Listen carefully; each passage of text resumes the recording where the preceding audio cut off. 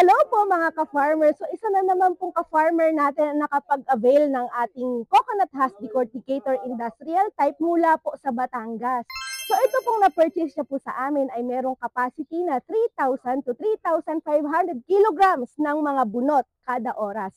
So ito po ay powered na po ng 35 HP na water-cooled diesel engine. So super lakas na at approved para sa mga malalaking production. Kaya kung kayo ay mayroong mga business na related sa mga niyog, kaya ng mga bukuhan, mga niyugan, so baka ito na yung makinaryang kailangan nila para masolusyonan ang mga basura at syempre ma-convert natin para maging income.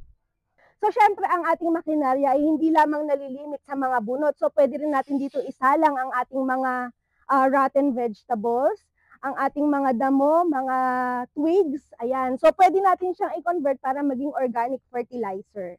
At nga pala mga ka-farmers, nalalapit na ang ating 7th year anniversary. So, abangan nyo kasi magbabagsak tayo ng napakaraming discount para sa ating mga ka-farmers.